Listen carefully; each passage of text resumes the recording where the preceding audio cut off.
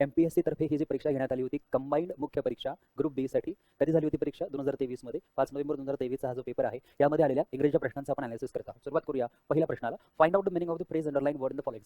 एक सेंटेन्स दिलेला आहे, त्या सेंटेन्स मध्ये एक फ्रेज आहे, त्याला अंडरलाइन करण्यात आलेला आहे, त्याचा अर्थ नेमका काय होतो हे दिलेल्या 4 ऑप्शन्स मधून आपल्याला शोधायचं आहे. सेंटेन्स आहे will you call on him today, तू आज त्याला व्हिजिट करशील का किंवा तू आज त्याला जाऊन भेटशील का.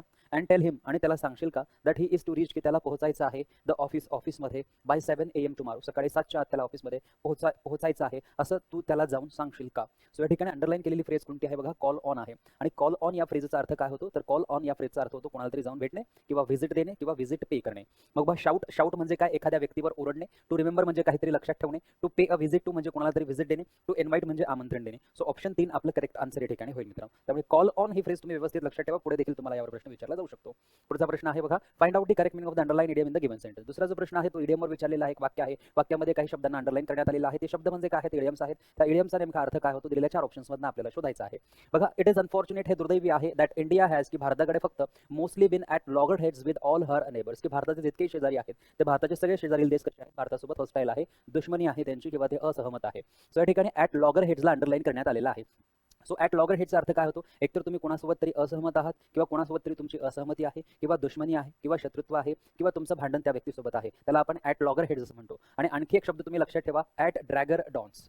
ॲट ड्रॅगर ड्रॉन्स या शब्दाचा सुद्धा अर्थ सेम होतो. कोणाशी तरी हॉस्टिलिटी असणे, कोणाशी तरी दुश्मनी असणे, कोणाशी तरी एनिमिटी असणे, कोणासोबत तरी भांडण असणे किंवा कोणासोबत तरी असहमती असणे. सो बघा, to be on good terms होईल का नाही, ऑप्शन 1 कॅन्सल करा. आमंत्रण देणे होईल का, ऑप्शन 2 कॅन्सल करा. डुईंग बिझनेस ओनली, ऑप्शन 3 होईल का नाही. डिसॲग्रिंग, एकतर तुम्ही असहमत आहात, ऑर क्वारलिंग म्हणजे भांडण, विथ म्हणजे कोणासोबत तरी तुम्ही भांडण करत आहात, ऑप्शन 4 आपलं करेक्ट आन्सर होईल मित्रांनो. सो दोन्ही लक्षात ठेवा, ॲट लॉगर हेडचा सेम अर्थ होतो जो ड्रॅगर ड्रॉनचा अर्थ होतो. यापूर्वी ड्रॅगर ड्रॉन विचारलेला आहे, आता ॲट लॉगर हेड्स विचारलेला आहे. आलटून पालटून तुम्हाला कुठलाही विचारला जाऊ शकतो, दोन्ही लक्षात ठेवा.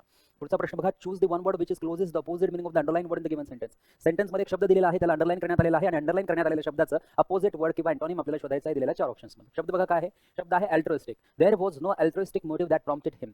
अल्ट्रुइस्टिक किंवा ऑल्ट्रुइस्ट कोणाला म्हटलं जातं, एखादा व्यक्ती जो परोपकारी असतो किंवा फिलॅन्थ्रॉपिस्ट असतो, जो दुसऱ्यांवर उपकार करतो, त्याला आपण अल्ट्रुइस्ट व्यक्ती असं म्हणत असतो. सो हा व्यक्तीचा स्वभाव कसा आहे तर हा व्यक्तीचा स्वभाव आहे अल्ट्रुइस्टिक, म्हणजे परोपकार करणे, दुसऱ्यांवर उपकार करणे, दुसऱ्यांची मदत करणे, मानवतेची मदत करणे, फिलॅन्थ्रॉपिस्ट ज्याला आपण म्हणत असतो. आता या उलट अपोजिट शब्द काय होईल तो आपल्याला पाहायचा आहे. मग बघा, इनह्युमन म्हणजे काय, अमानवीय. विक म्हणजे काय, दुष्ट किंवा पापी. सेल्फिश म्हणजे काय, जो स्वतःच बघतो तो. आणि ब्रुटल म्हणजे काय तर ब्रुटल सर्वांना माहिती आहे, हिंस्त्र जे असणार आहे, वाईल्ड जे असणार आहे त्याला आपण ब्रुटल असं म्हणतो. मग एकीकडे आहे ऑल्ट्रुइस्टिक जो दुसऱ्यांवर उपकार करतो, दुसऱ्यांची मदत करतो, आणि एकीकडे आहे सेल्फिश जो फक्त स्वतःपुरतं बघतो. म्हणजे या ठिकाणी करेक्ट अँटोनिम काय होईल तर ऑप्शन 2 दॅट इज सेल्फिश.